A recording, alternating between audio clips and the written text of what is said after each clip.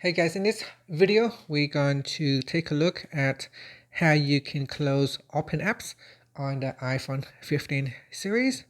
First, you need to unlock your device.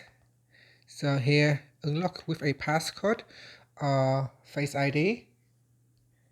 Next, we need to access the app switcher or the recent apps. So at the bottom here, swipe up to open up the app switcher. Next, you need to scroll across and view the open apps. So in the app switcher, you will see a horizontal scrolling list of open apps. To close an app, all you have to do is swipe up. So here, swipe up on the app card. So we've got compass, swipe up on the app card, and that will close apps. So if you want to close multiple apps, you can swipe like this, and this will allow you to quickly close multiple apps. So here you can see I can use 3 fingers and close 3 apps at the same time.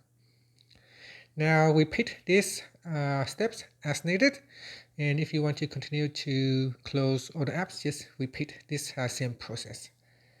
And that's it. Once you have finished, you can exit the app switcher. And that is how you can close one app or multiple apps on the iPhone 15 series. Thank you for watching this video. Please like and subscribe to my channel for more videos.